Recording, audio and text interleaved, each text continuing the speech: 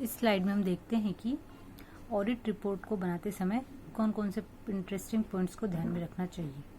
First है report two members.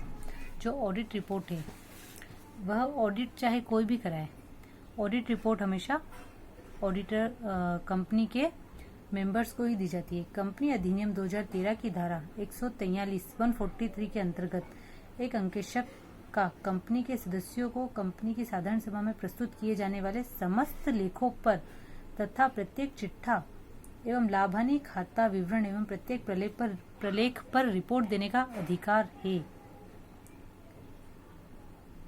अंकेशक का company के सदस्यों को कंपनी के फाइनेंशियल स्टेटमेंट्स जो भी हैं उन पर रिपोर्ट देने का कर्तव्य है। कंपनी के अंकेशक की नियुक्ति चाहे किसके भी द्वारा की जाए, लेकिन वह अपनी रिपोर्ट कंपनी के सदस्यों को ही देगा। तो report to the members, report member को ही दी जाएगी। सेकंड पॉइंट है रिक्वायरमेंट्स ऑफ शेड्यूल 3। जो कंपनी अधिनियम के अंतर्गत कंपनी के फाइनेंशियल स्टेटमेंट्स को प्रिपेयर करने की शेड्यूल 3 की जो रिक्वायरमेंट्स हैं उनको फॉलो करके फाइनेंशियल स्टेटमेंट्स फॉलो किए या नहीं किए हैं, ये ऑडिट रिपोर्ट में मेंशन होना चाहिए। कंप्लायंस ऑफ सेक्शन 143 का कंप्लायंस किया गया या नहीं किया गया है। एंड कंपनी के final account true and fair view में है या नहीं है। नेक्स्ट है प्रॉपर बुक्स। कंपनी के फाइनल अकाउंट्स के लिए प्रॉपर बुक्स रखी गई हैं या नहीं रखी गई हैं, उनको चेक किया है या नहीं किया है। नेक्स्ट पॉइंट में ऑडिटर अपना ओपिनियन एक्सप्रेस करता है कि उसकी राय किस टाइप की है, क्लीन है, क्वालिफाइड है, एडवर्स है या डिस्क्लेमर है। नेक्स्ट पॉइंट है ऑडिटर इसमें obtain all the information and explanation. इसमें ऑडिटर बताता है कि उसको चेकिंग के लिए सारे इंफॉर्मेशंस और एक्सप्लेनेशंस उसको मिल गए हैं जितनी उसको रिक्वायरमेंट थी। नेक्स्ट है proper return from the branches. अगर जिस कंपनी का ऑडिटर ऑडिटिंग कर रहा है अगर उसकी ब्रांचेस हैं तो उसको ब्रांचेस से प्रॉपर इंफॉर्मेशन मिल गई है, ये उसको चेक करना होता है। नेक्स्ट इन सब चीज़ों को ऑडिट रिपोर्ट में मेंशन करने के बाद ऑडिटर रिपोर्ट पर सिग्नेचर करता है। नेक्स्ट पॉइंट है ऑडिट सर्टिफिकेट। अब ऑडिट सर्टिफिकेट क्या होता है? An auditor's certificate is a written confirmation of the accuracy of the fact relating to the accounts for a particular time or a specific matter which does not involve any estimate or opinion। अब हम audit report जब पढ़ते हैं, audit report के अंदर क्या होता है, ऑडिटर चेकिंग के बाद अपना ओपिनियन देता है।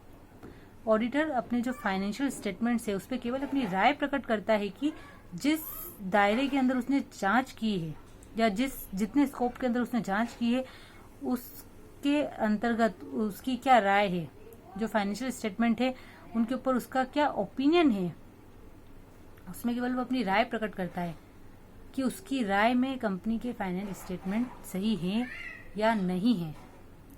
लेकिन सर्टिफिकेट के अंतर्गत यहाँ पर राय के लिए कोई जगह नहीं होती, एस्टिमेशन के लिए कोई जगह नहीं होती। अगर सर्टिफिकेट इशू किया गया है इसका मतलब यह है कि कंपनी के फाइनेंशियल स्टेटमेंट्स एकदम एक्यूरेटली बने हुए हैं और उनमें कोई संदेह की स्थिति नहीं है।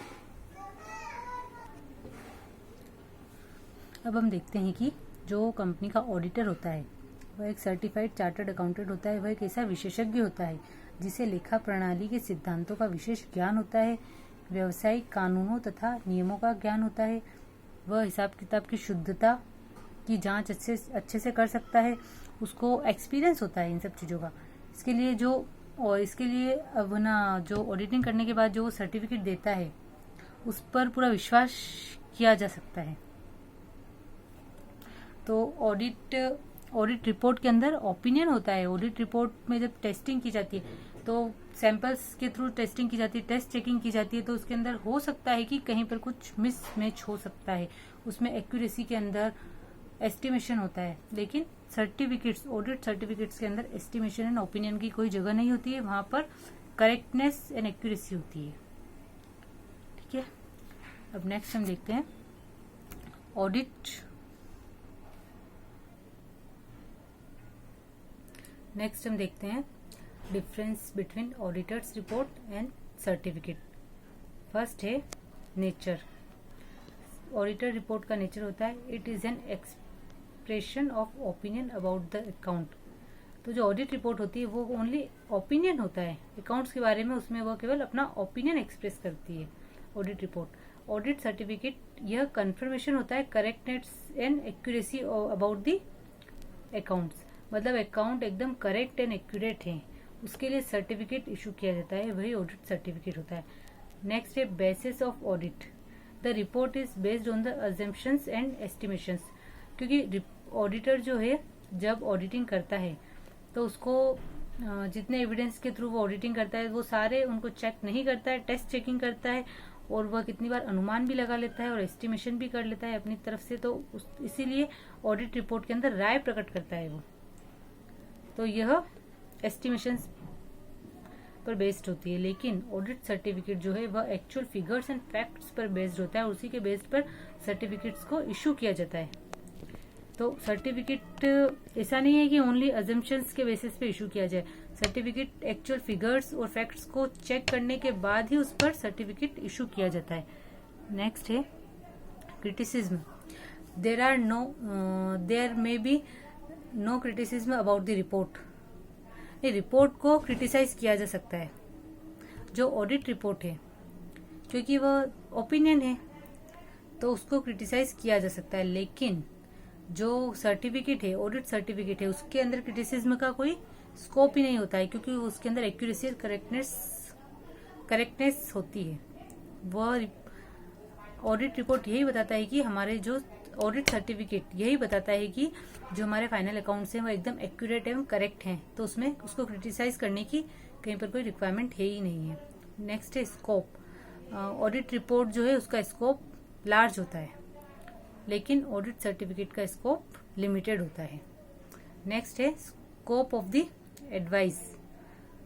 ऑडिट रिपोर्ट जो है उसके अंदर ऑडिट रिपोर्ट के अंदर स्कोप होता है कि उसको एडवाइस कर सके, उसको ऑडिटर उस रिपोर्ट के थ्रू या एडवाइस कर सकता है, लेकिन ऑडिट सर्टिफिकेट के अंदर कोई स्कोप नहीं होता है कि उसको एडवाइस कर सके, क्योंकि वो एक्यूरेट ही होता है। ऑडिट सर्टिफिकेट यही बताता है कि कंपनी के फाइनल अकाउंट एक्यूरेट है। नेक्स्ट है time of issue. After the end of each accounting the year report is mandatory. मतलब हर साल के खत्म होने के बाद, हर फाइनेंशियल ईयर के खत्म होने के बाद ऑडिट रिपोर्ट ऑडिटिंग की जाती है और ऑडिट रिपोर्ट प्रिपेयर की जाती है, लेकिन सर्टिफिकेट ऑडिट सर्टिफिकेट जो है वह मैंडेटरी नहीं होता है, जरूरी नहीं है कि वह हर वर्ष इशू किया जाए। नेक्स्ट है liability of audit. As a report is merely an opinion, if it is not correct the auditor may not be held responsible. अगर ऑडिटर ने अपना काम उचित सावधानी एवं चतुराई से किया है, लेकिन उसकी जांच के बाद भी कई ऐसे फ्रॉड्स एवं एरर्स हैं जो छुपे रह गए हैं, तो उसके लिए ऑडिटर रिस्पॉन्सिबल नहीं है, क्योंकि उसने अपना काम सही ईमानदारी से और उचित सावधानी और चतुराई के साथ किया है, तो ऑडिटर रिस्पॉन्सिबल नहीं है, उसकी लायबिलिटी नहीं बनती है। लेकिन अगर ऑडिटर ने ऑडिट रिपोर्ट इशू की है, अगर उसने अपना काम प्रॉपर वे में किया है, तो उसके लिए वह अगर फिर भी कोई करेक्ट नहीं है तो फिर ऑडिटर रिस्पॉन्सिबल नहीं है। लेकिन अगर ऑडिटर ने रॉन्ग सर्टिफिकेट इशू किया है, उसने कहा है कि सारी चीजें सही हैं, लेकिन फिर भी उसने उसके ऊपर सर्टिफिकेट इशू कर दिया है कंपनी के ट्रू एंड फेयर व्यू के ऊपर, लेकिन फिर उसके अंदर कोई फ्रॉड या एरर मिलते हैं, तो ऑडिटर उसके ऊपर रिस्पॉन्सिबल है, क्योंकि ऑडिटर ने इसके ऊपर ऑडिट सर्टिफिकेट इशू किया है, तो ऑडिटर उसकी एक्यूरेसी और करेक्टनेस के लिए रिस्पॉन्सिबल कहलाएगा। तो ये होता है difference audit report and audit certificate. Okay, next हम पढ़ेंगे इन्वेस्टिगेशन। ओके